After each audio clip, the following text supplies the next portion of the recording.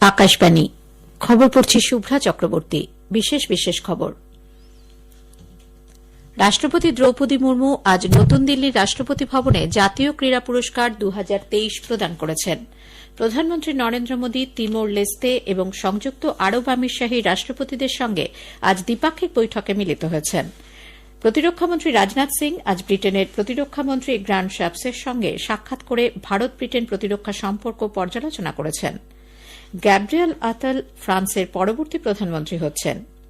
বিশিষ্ট শাস্ত্রীয় সঙ্গীত শিল্পী রশিদ খান প্রয়াত, শিল্পী মহলে শোকের ছায়া। নভি মুম্বাইতে মহিলাদের তৃতীয় তথা শেষ টি-20 ম্যাচে ভারত অস্ট্রেলিয়ার সামনে জেতার জন্য 148 রানের লক্ষ্যমাত্রা রেখেছে। আসছে বিস্তারিত খবরে। ক্রিকেটার মোহাম্মদ শামি, দাবাড়ু আর বৈশালী, টেবিল টেনিস খেলোয়াড় অহিকা মুখার্জি সহ 26 জন ক্রীড়াবিদ অর্জুন পুরস্কার পেয়েছেন। ব্যাডমিন্টন তারকা চিরাগ শেট্টি এবং সাত্বিক সাইরাজ রানকিরেড্ডিকে দেশের সর্বোচ্চ ক্রীড়া সম্মান মেজর ধ্যানচাঁদ খেলরত্ন পুরস্কারে ভূষিত করা হয়েছে।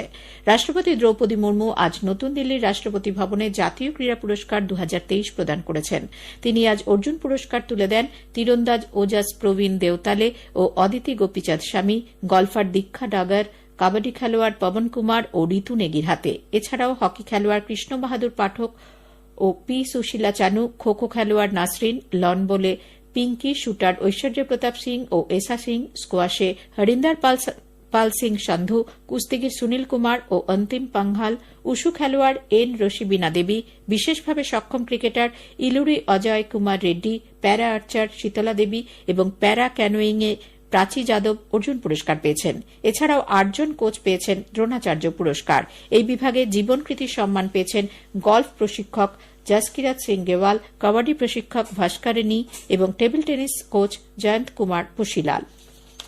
প্রধানমন্ত্রী নরেন্দ্র মোদী আজ ত্রিমোর লেস্তের রাষ্ট্রপতি ইয়োশে রামাস ওর্তার সঙ্গে এক দ্বিপাক্ষিক বৈঠকে মিলিত হন। গুজরাটের গান্ধীনগরে মহাত্মা মন্দিরে vibrant Gujarat global trade show এর আগে এই বৈঠক হয়। উভয় নেতা দুদেশের দ্বিপাক্ষিক সম্পর্ক এবং সাংস্কৃতিক বন্ধনকে আরও এগিয়ে নিয়ে যাওয়ার বিষয়ে আলোচনা করেন। গুজরাটের মুখ্যমন্ত্রী ভূপেন্দ্র প্যাটেলও তিমোরের রাষ্ট্রপতির সঙ্গে সাক্ষাৎ করে দ্বিপাক্ষিক সহযোগিতার সম্ভাব্য বিষয়গুলি নিয়ে আলোচনা করেন।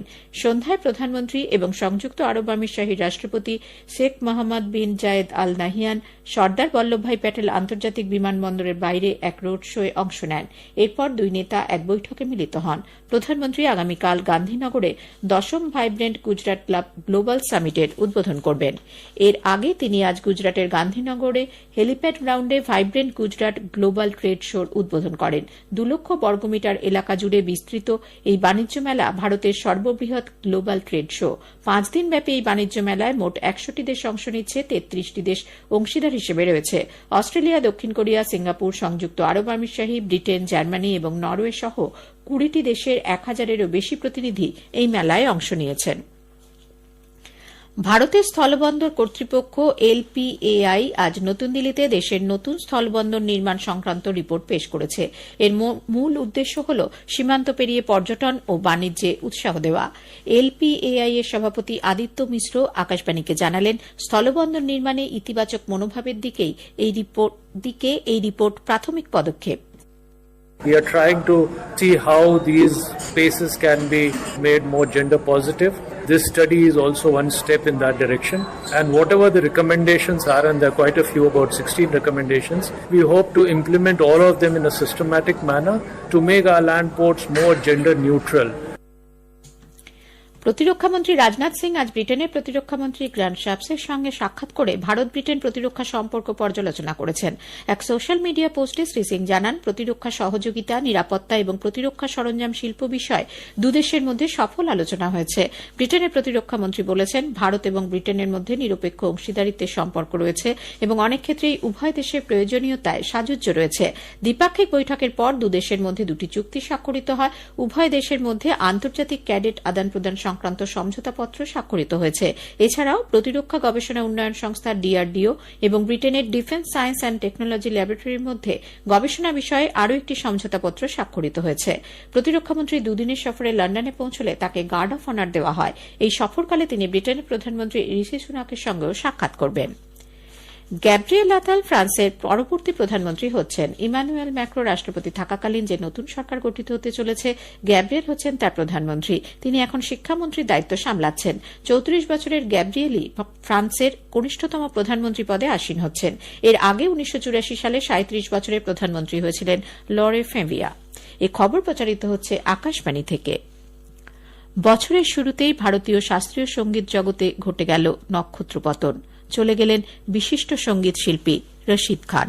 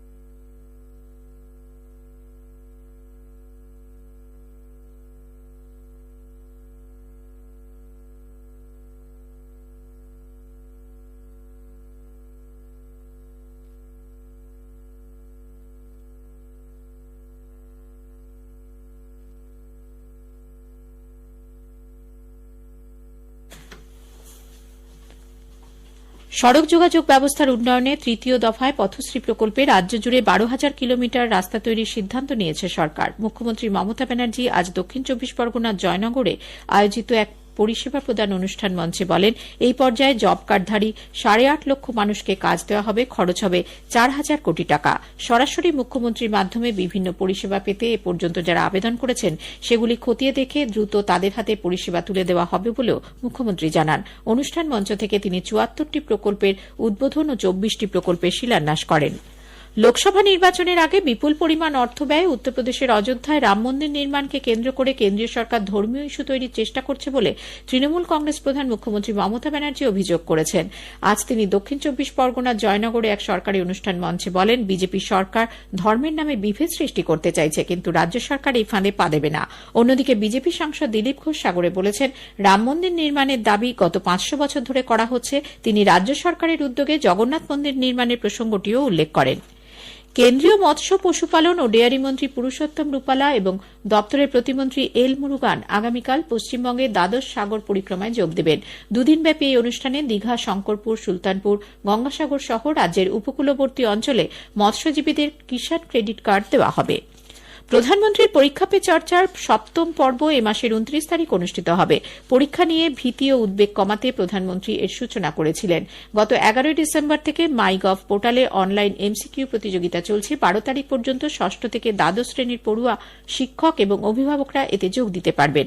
রাষ্ট্রপতি পুরস্কারপ্রাপ্ত শিক্ষক ড হরিস্বামী দাস পরীক্ষা পে চর্চা প্রসঙ্গে আমাদের মালদার সংবাদদাতাকে জানিয়েছেন, আমি এটাকে খুব পজিটিভলি দেখছি এই কারণে যে ছাত্রছাত্রীরা ডাইরেক্টলি প্রধানমন্ত্রীর সঙ্গে ইন্টারঅ্যাক্ট করতে পারবে, এটা সব থেকে বড় বিষয়। এবং মাইগভ অ্যাপে যে কম্পিটিশন গুলো হচ্ছে সেগুলোতে তারা যদি ভালো মতন সেই পরীক্ষাগুলো দিতে পারে তো তারা প্রধানমন্ত্রীর সঙ্গে ডাইরেক্টলি মিটও করতে পারে। এই যে অপরচুনিটি এবং যে সমস্যাগুলো তারা সমাধান হয়তো করতে পারছে না, প্রধানমন্ত্রীর মতন একজন ব্যক্তি তিনি তাদের সমস্যাগুলো সমাধান দেন, তারা ছাত্রছাত্রীদের কাছে এটা অনেক বেশি গ্রহণযোগ্য হয়ে দাঁড়ায় এবং তাদের মনোবলটা অনেক বেড়ে যায়। কেন্দ্রীয় তদন্ত সংস্থা সিবিআই আজ রেলওয়ে রিক্রুটমেন্ট সেন্টার আয়োজিত জেনারেল ডিপার্টমেন্টাল কম্পিটিটিভ পরীক্ষার প্রশ্নপত্র ফাঁস বিষয়ে তদন্তে 12টি জায়গায় তল্লাশি চালিয়েছে।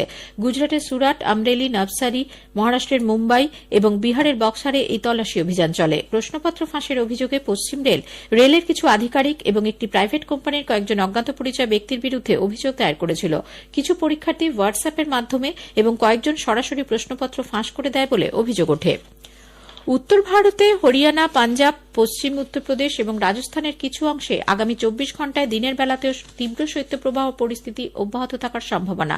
ভারতীয় আবহাওয়া দপ্তর আইএমডি জানিয়েছে, পাঞ্জাব, হরিয়ানা, চণ্ডীগড়, দিল্লি, উত্তরপ্রদেশ এবং রাজস্থানের সর্বনিম্ন তাপমাত্রা 7 থেকে 10 ডিগ্রি সেলসিয়াসের মধ্যে থাকবে। আগামী 3 দিন ঘন কুয়াশার চাদরে ঢাকা পড়তে পারে চণ্ডীগড়, উত্তরপ্রদেশ, পশ্চিমবঙ্গ, উত্তর মধ্যপ্রদেশ, ওড়িশা, বিহার, সিকিম, অসম, মেঘালয়, মিজোরাম এবং ত্রিপুরার বিস্তীর্ণ অঞ্চল। জম্মু কাশ্মীরের বিস্তীর্ণ অঞ্চল তীব্র শীতের পাশাপাশি ঘন কুয়াশার চাদরে ঢাকা পড়ায় সড়ক, রেল ও বিমান চলাচল ব্যাহত হচ্ছে। উত্তর রেলের এক মুখপাত্র জানিয়েছেন, গত রাত থেকে ঘন কুয়াশার দরুন দৃশ্যমানতা কম থাকায় জম্মু তাওয়াই রেল স্টেশনে কমপক্ষে 9টি ট্রেনের যাত্রা বিলম্বিত করা হয়েছে। নভি মুম্বাইতে মহিলাদের তৃতীয় তথা শেষ টি-20 ম্যাচে ভারত অস্ট্রেলিয়ার সামনে জেতার জন্য 148 রানের লক্ষ্যমাত্রা রেখেছে। খবর শেষ হলো।